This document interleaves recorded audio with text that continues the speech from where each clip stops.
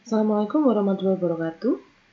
Kita sekarang masuk pada materi berikutnya, yaitu materi ekstraksi ya, teknologi ekstraksi. Ekstraksi adalah suatu proses pemisahan dari bagian yang punya aktivitas medicine, ya, aktivitas farmakologi dari jaringan tanaman atau hewan, dipisahkan dari bagian atau komponen yang inert atau inaktif menggunakan pelarut yang selektif dengan prosedur ekstraksi yang standar. Pada ekstraksi ini ada dua bagian. Yang satu disebut mark, ya, itu adalah residunya atau bagian yang inert, dan satunya adalah menstruum atau solvent yang digunakan. Tahapannya yang pertama adalah size reduction atau pengecilan ukuran partikel. Itu harus dilakukan sebelum proses ekstraksi. Kemudian setelah proses ekstraksi dilakukan filtrasi, ya, pemisahan dari ekstrak dari residunya. Kemudian pemekatan, ya, dipekatkan, dan terakhir adalah proses pengeringan. Kita akan lihat satu persatu ya. Size reduction atau grinding gitu ya. Tujuannya apa? Yang pertama adalah merusak dari struktur sel, ya, merusak dari struktur sel sehingga bahan aktifnya bisa terekspos oleh pelarut mengekstraksi. Yang kedua adalah memaksimalkan luas permukaan, ya. Jadi semakin kecil ukuran partikelnya, semakin luas permukaannya, sehingga transfer dari kandungan, ya, kandungan senyawa ke solvent itu lebih luas, lebih banyak karena luas permukaannya lebih luas. Kemudian, nah ini ukuran yang optimal itu sekitar 30-40 mes. Tapi ini harus sesuai dan harus homogen gitu ya, harus sama, uniform.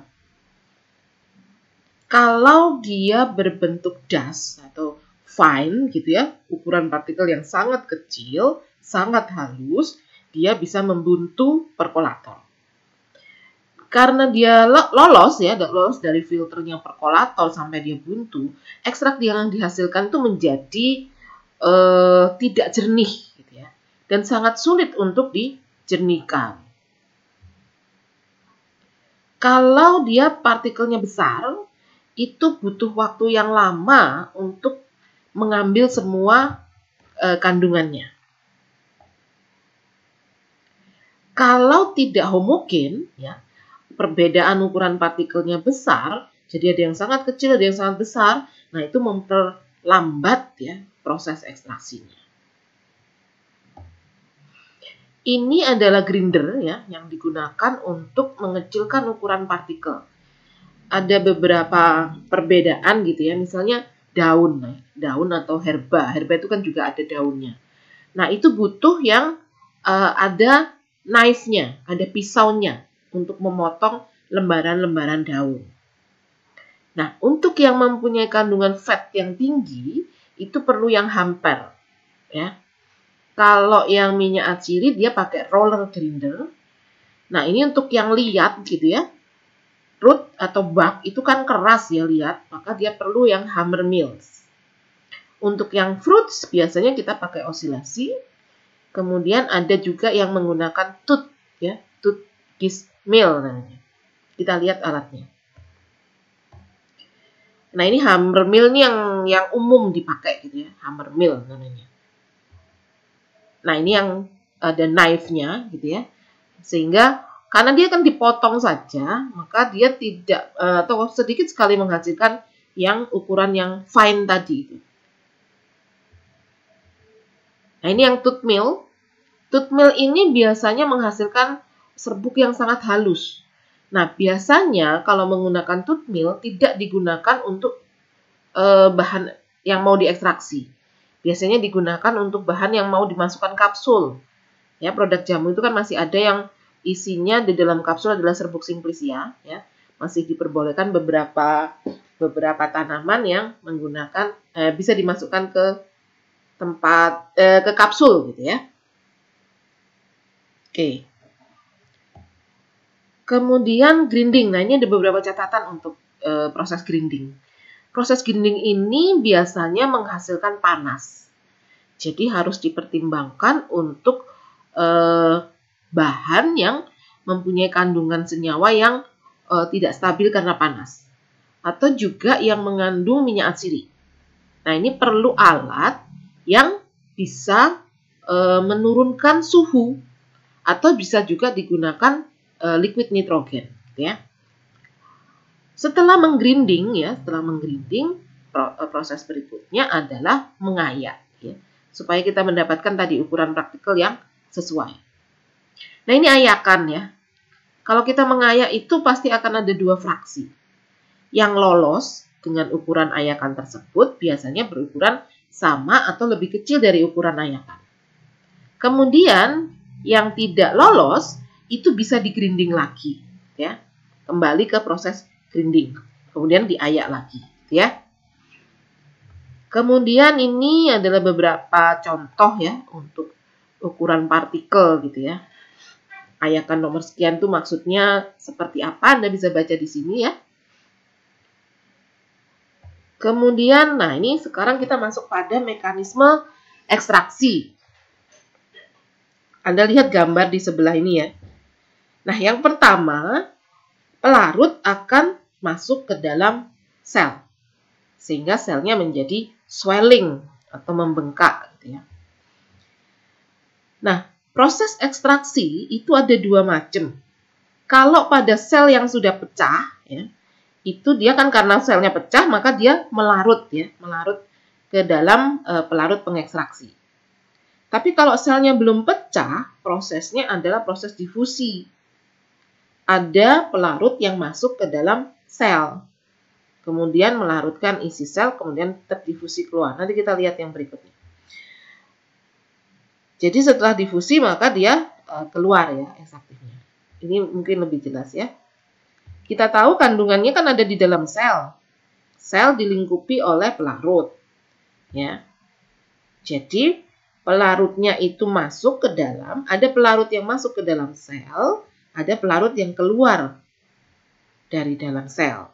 Jadi ada dua arah gitu ya. Pelarut yang masuk dia akan melarutkan senyawa kimia di dalam sel. Pelarut yang keluar adalah membawa senyawa kimia itu keluar. Sehingga nanti prosesnya adalah kesetimbangan. Jadi kadar yang ada di luar sel dan di dalam sel itu sama.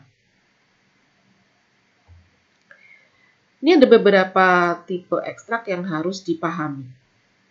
Yang pertama adalah ekstrak encer atau extractum tenui. Ini adalah ekstrak yang baru selesai dipisahkan dari residunya. Jadi belum diapa-apakan, baru dari proses filtrasi. Ini adalah ekstrak pekat ya, extractum spisum. Dia sudah dipekatkan dengan perbandingan tertentu. Misalnya dari 100 liter menjadi 10 liter.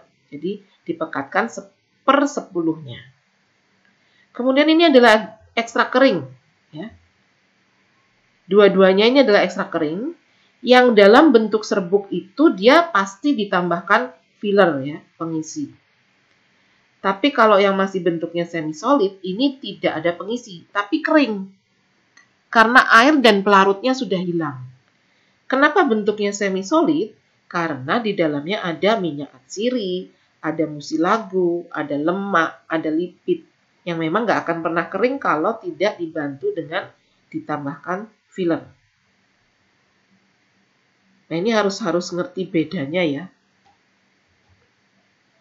Kemudian ada beberapa faktor yang akan mempengaruhi proses ekstraksi. Yang pertama memang kondisi atau karakter dari bahan yang diekstraksi. Yang kedua adalah pelarut pengekstraksinya. Yang ketiga adalah suhu pada saat proses ekstraksi. Dan yang terakhir adalah ukuran partikel dari bahan yang diekstraksi.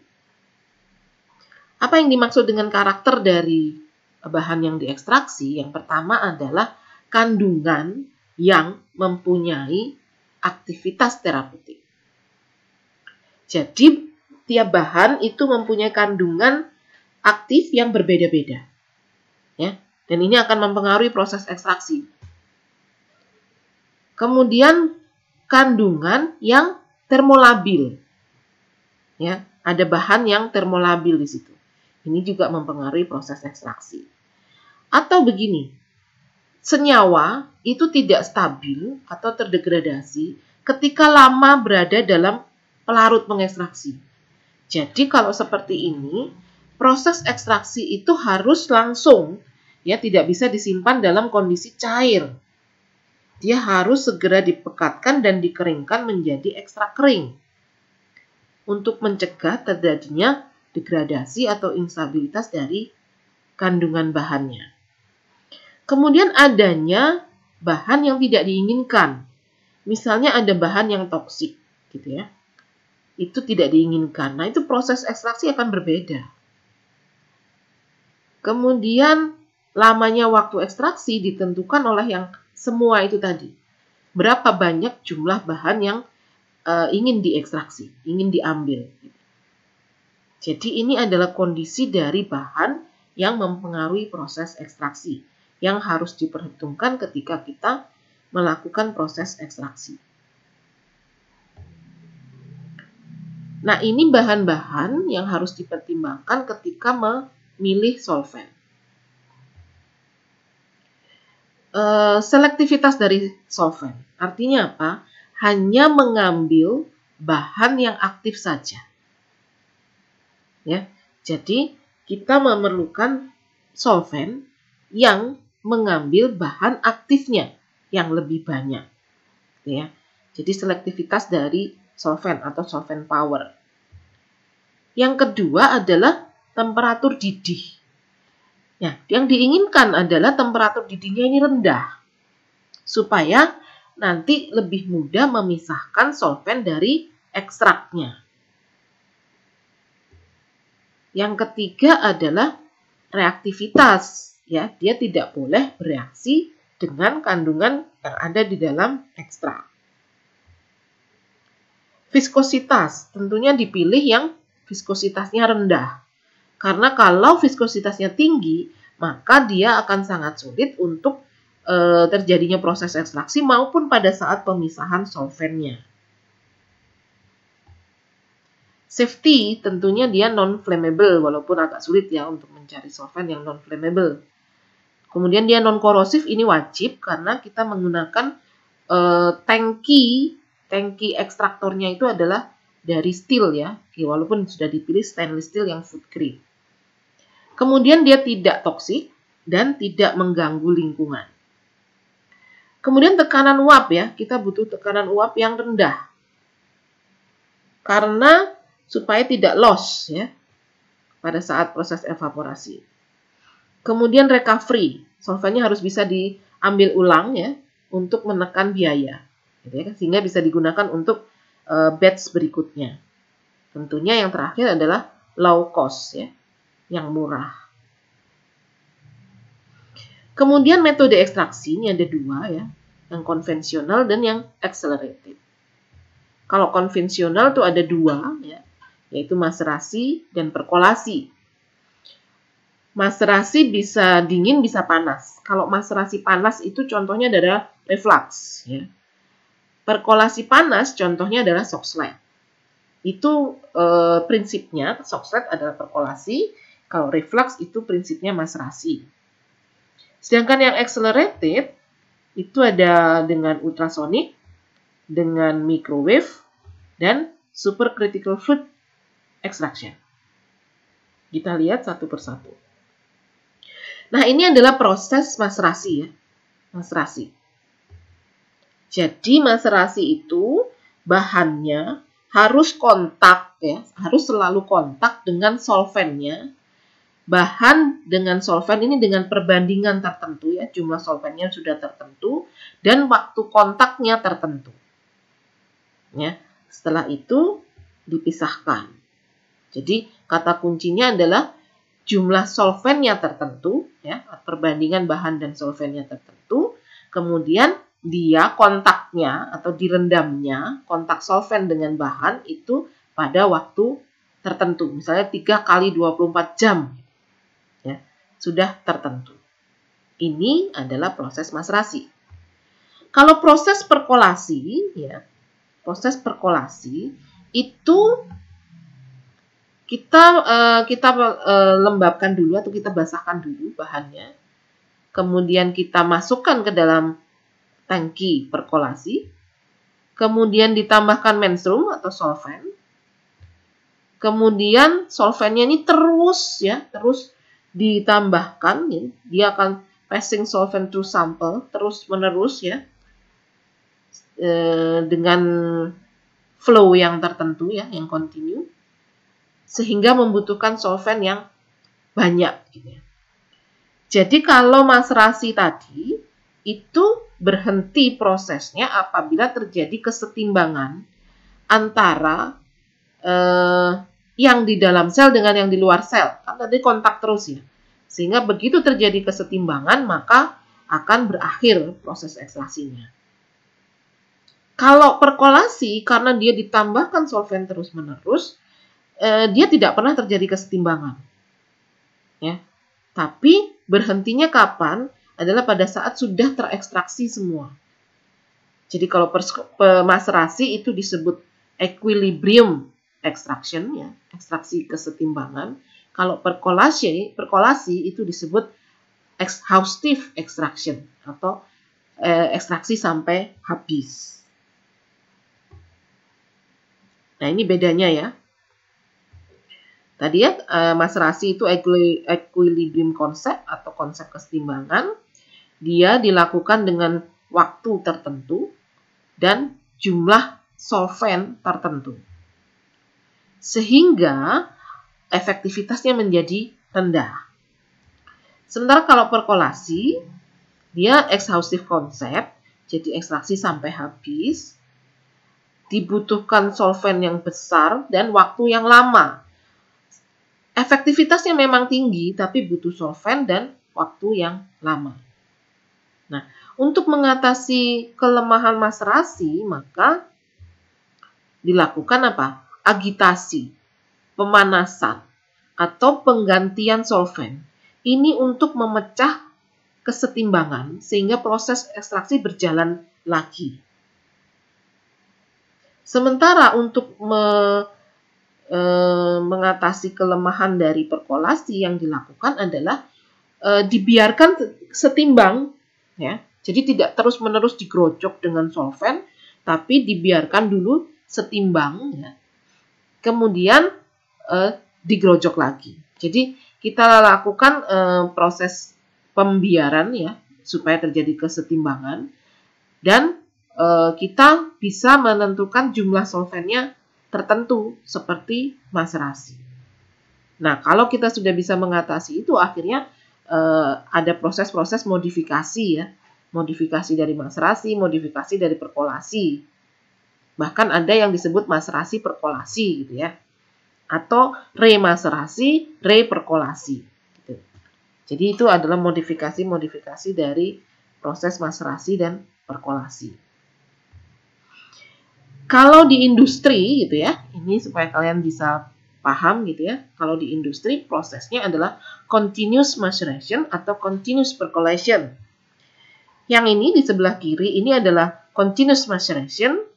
Anda bisa lihat di sini ada ekstraknya, pelarutnya, ya, ekstraknya tadi dikeluarkan, dipompa ke dalam tangki. Kemudian dikembalikan lagi ke dalam tangki ekstraktornya. Jadi terus, ya, berputar. Sama juga dengan yang perkolasi. Ini ada tangki, masuk ada kran, ya, masuk ke dalam tangki, kemudian dipompa masuk ke perkolator lagi. Jadi continuous maceration dan percolation. Ini kalau yang ekstraktor kecil. Ini adalah gambaran ekstraktor besar, ya. Ini kapasitasnya itu ada 4 ekstraktor, masing-masing 250 kilo. Jadi kalau di total itu 1 ton, ya. Kalau 4 ini masuk semua, ini 1 ton. Ini konsepnya adalah perkolator, ya, perkolasi, continuous percolation. Anda lihat ini di bawah ini, Jadi kalau mengeluarkan residunya tentu nggak mungkin diambil kan. Maka ini ada yang bagian bawahnya yang ada filternya ini dibuka. Jadi mengeluarkannya ke bawah ini. Kemudian kita sekarang masuk ke yang accelerated extraction. Yang pertama adalah menggunakan ultrasonik ya. Menggunakan energi ultrasonik. Di mana dengan energi ini terjadi kavitasi ya. Bervibrasi ya. Partikelnya yang ada di dalam yang berada dengan solvent itu bervibrasi sehingga menimbulkan penetrasi yang lebih besar. Ya, karena ada proses vibrasi itu, maka penetrasi, proses difusinya tadi menjadi meningkat. Gitu. Itu sebabnya kenapa accelerated. Ya, karena ada proses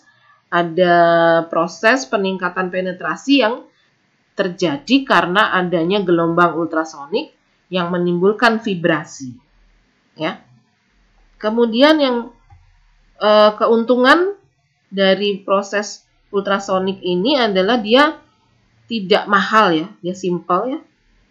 Kemudian dia efisien dibandingkan dengan yang teknik ekstraksi yang konvensional. Kemudian dia bisa meningkatkan yield ya, karena tadi penetrasinya kan tinggi ya. Jadi menghasilkan rendemen yang tinggi. Kemudian dia menurunkan temperatur. Nah, ini penting ya. Terutama untuk yang tidak stabil karena panas. Dan dia murah, lebih murah dibandingkan nanti yang microwave gitu ya. Tapi ada kelemahannya. Ya. Karena ada gelombang ultrasonik tadi terjadi vibrasi, maka yang ada timbul free radikal. Ya, radikal bebas, yang ini kadang-kadang juga dapat merubah kandungan kimia. Jadi, kalau pengalaman gitu ya, ultrasonik ini tidak boleh dilakukan lebih dari 10 menit. Ya, tidak boleh 10 menit. Jadi kalau misalnya 10 menit belum selesai ekstraksinya, maka diistirahatkan dulu. Kemudian 10 menit lagi, gitu ya. Jadi tidak boleh langsung 30 menit. Maka yang terjadi adalah free radikal ini yang muncul, yang justru nanti akan menyebabkan degradasi dari kandungan kimia. Ya. Nah, ini kalau menggunakan microwave. Ini juga accelerated. Gelombang ini diabsorpsi langsung oleh komponennya, kandungan kimianya. Ya. Pelarutnya tidak mengabsorpsi gelombang ini. Langsung ke kandungan kimia. Sehingga apa? Dia bisa menghancurkan dinding sel. Nah, ini juga meningkatkan proses difusi tadi.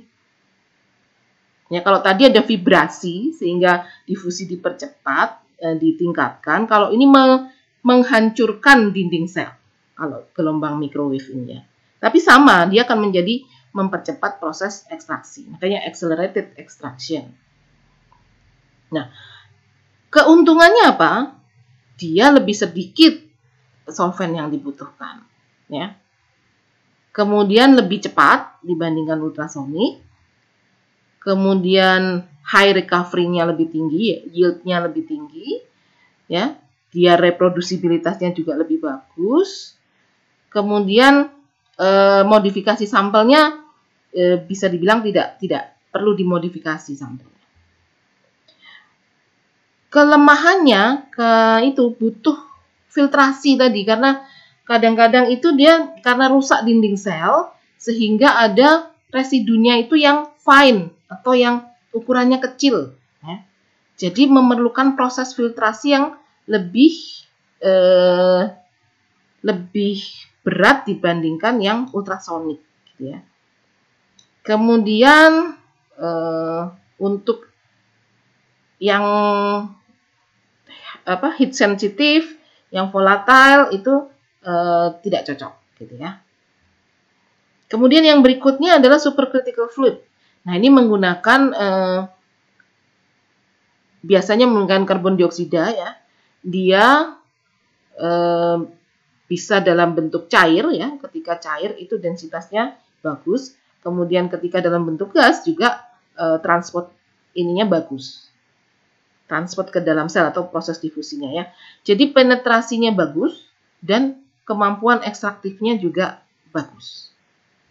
Prosesnya jadi CO2 ini dibuat dalam bentuk cair, kemudian dengan tekanan dia berubah menjadi cair, kemudian dia melarutkan kandungan kimia di dalam sel, kemudian dikeluarkan dalam kondisi cair tadi, kemudian dibuat dalam bentuk gas lagi, sehingga yang terpisah adalah ekstraknya.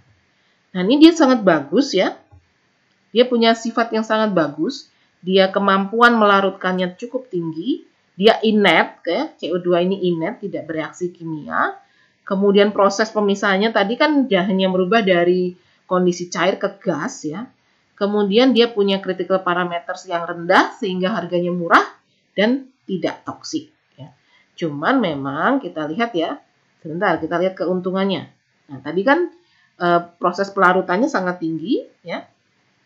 Kemudian recover yieldnya terutama yang volatile itu bagus. Kemudian dia tidak toksik sehingga tidak merusak. Kemudian ini senyawa-senyawa itu bisa diekstraksi dengan suhu yang rendah ya. Dan pemisahannya mudah tadi ya, saya sebutkan. Bisa untuk senyawa-senyawa yang termolabil. Tapi apa kelemahannya? Dia butuh pressure yang tinggi. Kemudian dia juga menjadikan cair lagi itu, mengambil lagi itu costly.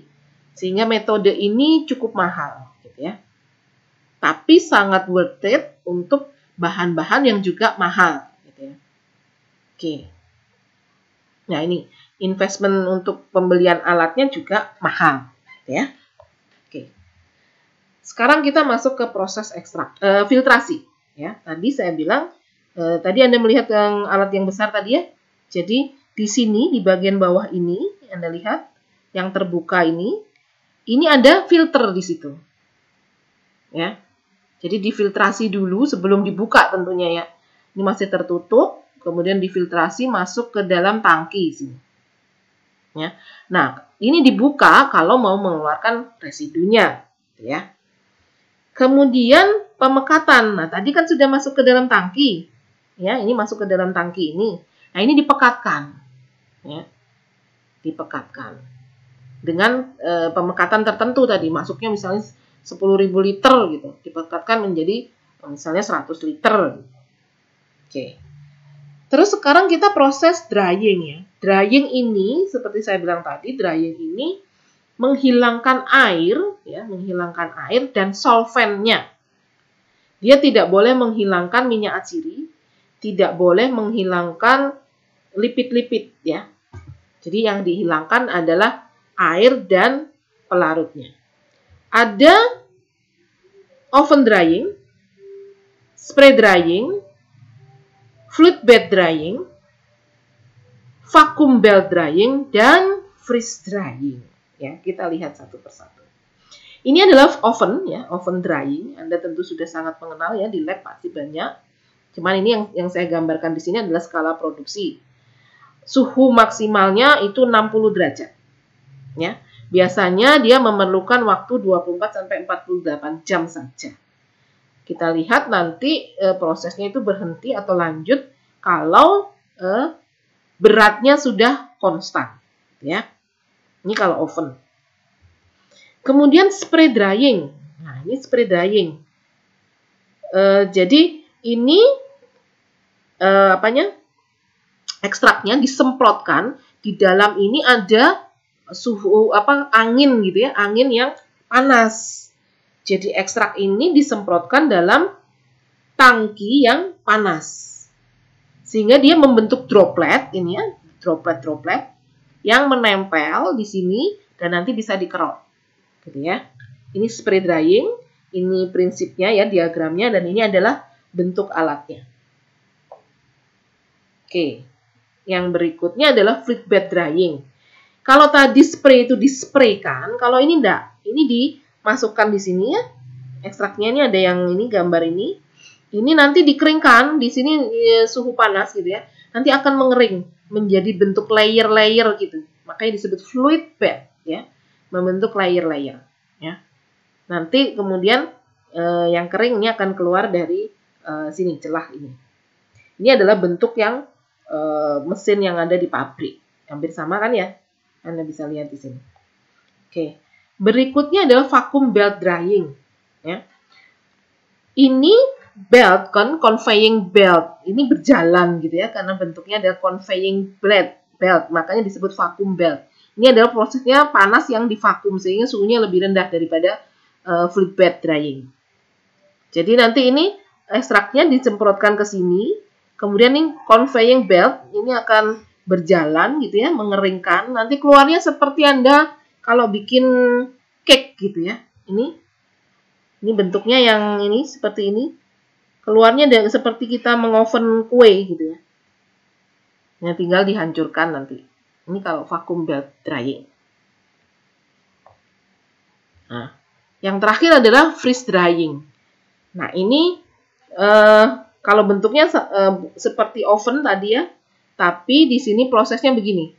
Bahannya di freeze ya, dibekukan, kemudian divakum ya, supaya tadi yang beku itu menyublim.